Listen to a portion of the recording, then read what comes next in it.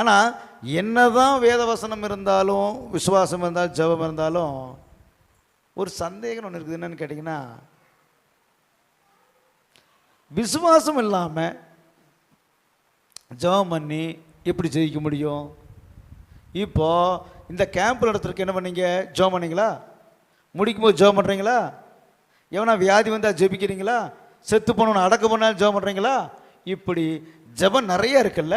அப்போ ஜெபம் அவசியம் இல்லையா?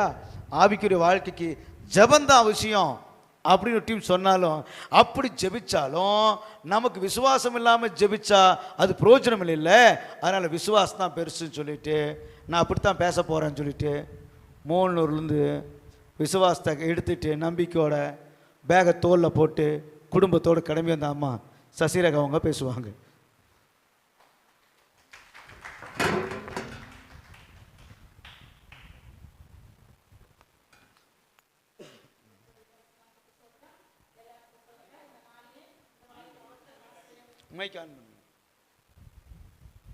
பாஸ்டர் அவர்களுக்கும் சபை மக்களுக்கும் என் நன்றியை தெரிவித்துக் கொள்கிறேன்.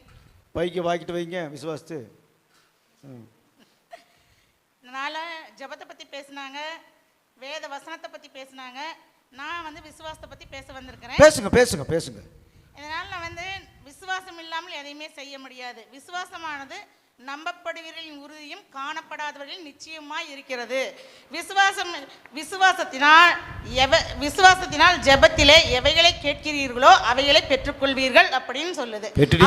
விசுவாசம் இருந்தா தான் நம்ம கேட்டா நம்மளுக்கு கிடைக்கும். விசுவாசம் இல்லாம நம்ம ஜெபமே பண்ணிட்டு இருந்தோம் அப்படின்னா எப்படி ஒண்ணும் கிடைக்காது உங்களுக்கு. அப்ப நம்ம விசுவாசத்தோடு நம்ம ஜெபம் பண்ணா தான் நம்ம பெற்றுக்கொள்ள முடியும். அப்ப விசுவாசம் இல்லாத ஜெபம் பிணியாளியை ரட்சிக்காது. விசுவாசம் இருந்தா மட்டும்தான் பிணியாளியை ரட்சிக்க முடியும். இப்ப விசுவாசம் இல்லாம நம்ம ஜெபமே பண்ணிட்டு இருந்தோம் அப்படின்னா, நின்ன நாள் ஜெபம் பண்ணிட்டே இருந்தோம் அப்படின்னா நின்ன நாள் ஜெபம் பண்ணிட்டு வியாதியோடவே தான் இருக்கணும். ஏன்னு கேட்டா நமக்குள்ள விசுவாசம் இல்லை. அந்த விசுவாசத்தை எல்லாம் ஜெயம் எடுத்துட்டீங்க. விசுவாசத்தை ஜெயமே பெற முடியும். விசுவாசம் இல்லைன்னு ஒண்ணுமே செய்ய முடியாது. கிரியை இல்லாத விசுவாசம் செத்தது. ஒன்றும் பண்ண முடியாதுப்பா. விசுவாசம் எல்லாம் செத்துதான். விசுவாசத்தினாலே நீதிமான் பிழைப்பான். எபிரேயர் 10:38 சொல்லு. விசுவாசம் இல்லாமல் தேவனுக்கு பிரியமா இருப்பது கூடாத காரியம். விசுவாசம் இல்லாமல் வருவது எல்லாமே பாவம். தேவனுக்கு பிரியமா இருக்கணும், விசுவாசமா இருக்கணும்ப்பா. சும்மா ஜெபம் பண்ணா போதுமா? பைபிள் வாசித்தா போதுமா? அப்போ வந்து நமக்கு வந்து விசுவாசம் இல்லாமல் எந்த காரியமே நம்ம செய்ய முடியாது. ஒரு நீங்கள் இப்போ இவ்வளோ தூரம் நம்ம பேசுகிறோம் அப்படின்னா, இதனால் வந்து ஒரு கடனை நீங்கள் வாங்க போகணும் அப்படின்னா மனசுக்குள்ள ஒரு நிர்ணயம் பண்ணிக்குவீங்க. எதுக்கு கடன் வாங்குறீங்க? விசுவாசம் இருந்தால் கடன் வாங்க முடியாது வச்சிருக்கா இல்லை? விசுவாசம் இல்லாமல் தான் கடன் வாங்குறோம். விசுவாசம் இருந்தாலும் நமக்குள்ள நம்ம என்ன செய்வோம்? ஜெபம் பண்ணிட்டு போய் நம்ம போய் இவங்கிட்ட போய் கடன் வாங்கிட்டு வரோம்னா நம்ம ஜெபம் பண்ணிட்டு போகிறோம் அப்படின்னா சொல்லுவீங்க. ஒரு மனசுக்குள்ள முதல்ல திட்டமிட்டுருவீங்க, ஆண்டவர் இதை செய்வார் அப்படிங்க. நமக்குள்ள ஒரு நம்பிக்கை வந்துடும். நம்பிக்கை வந்தா சத்தியமாக கோவம் வந்துருச்சு. நான் எத்தனை நாளைக்கு பொறுமையா பேசுறது பாஸ்டர் அப்படி சரிம்மா நான் மூலமா பேசுகிறேன். ஆபிரகாம் எடுத்துக்கலாங்க. விசுவாசிகளின் தகப்பன் அப்படின்னு சொல்லி சொல்றாங்க.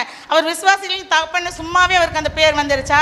அவர் வந்து ஜெபம் பண்ணிட்டே இருந்தார். ஆபிரகாமுக்கு வந்து பிள்ளை ஆண்டவர் தருவேன்னு சொன்னப்போ வந்து அவர் வந்து நம்பினார், விசுவாசிச்சார். ஆண்டவர் நமக்கு ஒரு பிள்ளையை கொடுப்பார் அப்படின்னு நம்பினார். அந்த நம்பிக்கையினால் அவர் விசுவாசத்தோட காத்திருந்தார். காத்திருந்ததுக்கு பிற்பாடு அவருக்கு ஒரு பிள்ளை கிடைச்சது.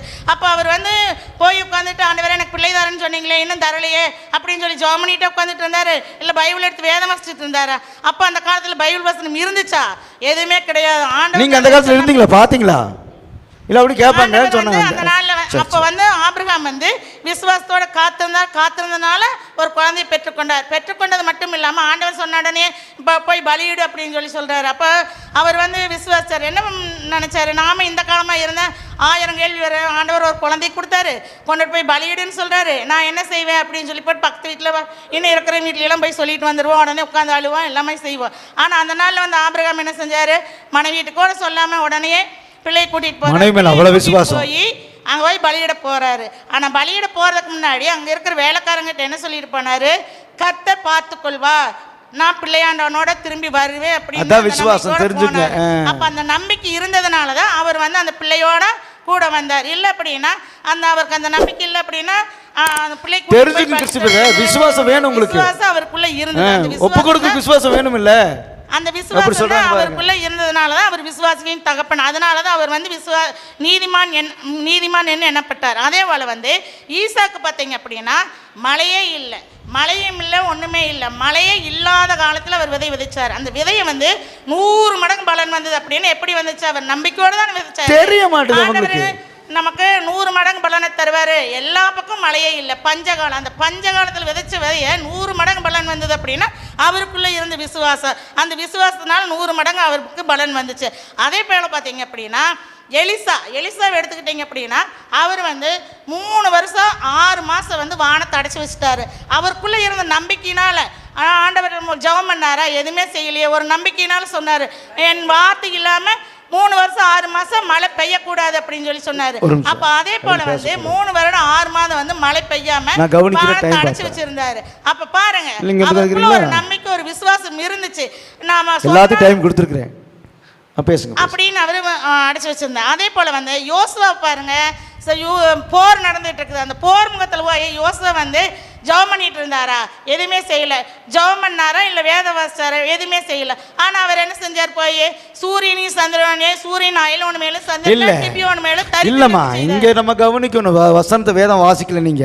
அதனால தான் அவங்க வேத வசங்க சண்டை போடுறாங்க. என்னன்னா, அவன் கர்த்தரோடு பேசி, நல்லா கவனிக்கணும் வசனம், கர்த்தரோட பேசி அதுக்கப்புறம் ஐலாண்ட் பள்ளத்தாக்க போய் நிறுத்தினான். கர்த்தரோட பேசுறதா ஜபம்.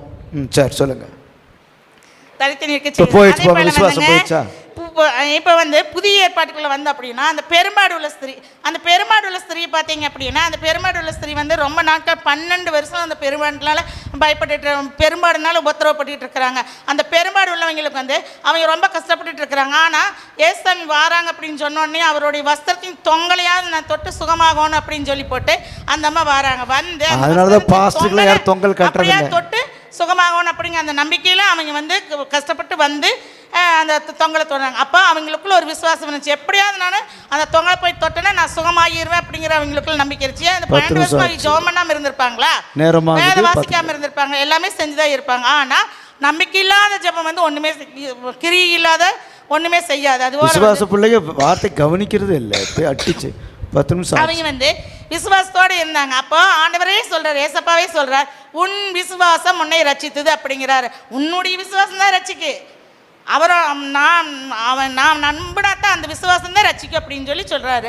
அதே போல அதே நிறைய இடங்கள்ல உன் விசுவாசம் உன் விருப்பம், உன் விசுவாசம் உன்னை ரட்சித்தது, உன் விருப்பம் உன் விருப்பத்தின்படி ஆக்கடவுள் அப்படிதான் சொல்லி இருக்கிறாங்க. அப்ப அந்த திமிர்வாதக்காரனோட மேற்கூரையை பிரித்து உள்ள கொண்டுட்டு வராங்க. அப்ப ஆண்டவர் சொல்றாரு, உன் படுக்கை எடுத்துக்கொண்டு, அப்ப அவர் சொல்ற உன் விசுவாசம் உன்னை ரட்சித்தது அப்படின்னு தான் சொல்லி சொல்றாரு. அதே போல கானானிய ஸ்திரிக்கு அப்படிதான் சொல்றாரு, உன் விசுவாசம் உன்னை ரட்சித்தது அப்படின்னு தான் சொல்லி, உன் விசுவாசத்தின்படி நீ விரும்புகிறபடி ஆக்கடவுது அப்படின்னு சொல்லி சொல்றாரு.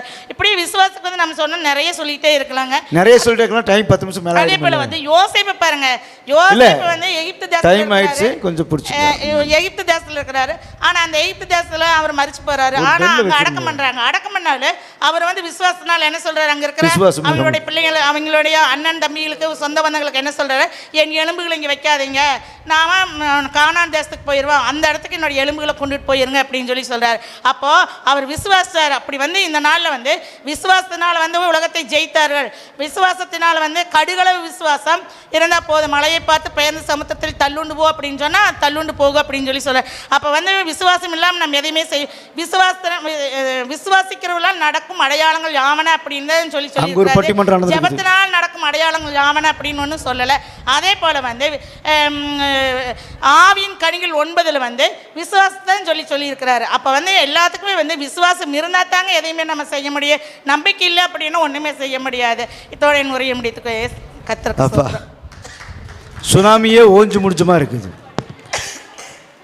சும்மா சுருமா விசுவாசம் உச்சுக்கு போகுது, கோபமா போகுது, வேகமா போகுது. விசுவாசம் நிப்பனான்னு போகுது.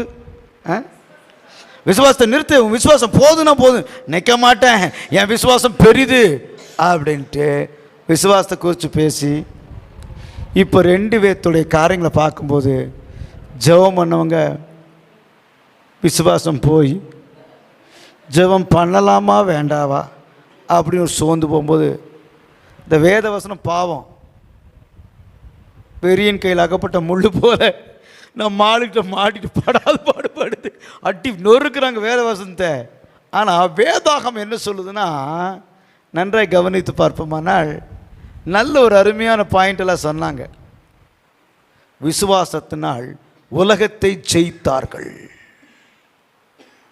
மகா அலெக்சாண்டர் உலகத்தையே ஜெயிச்சான்.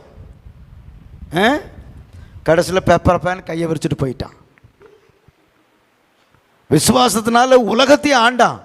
ஆனால் போகும்போது பேப்பர் பேன் போயிட்டான், ஒன்றும் கொண்டு போக முடியலன்னு. அதையும் நம்ம சிந்திக்கணும்.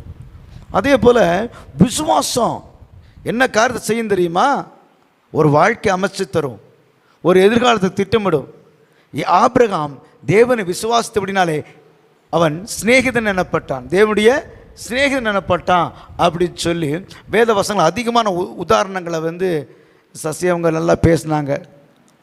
இப்போ ஜெபம் பண்ணிட்டு இருக்கிறாங்க 2 பேர், தீர்ப்பு எங்கள் பக்கத்தில் வரணும்னு சொல்லிட்டு.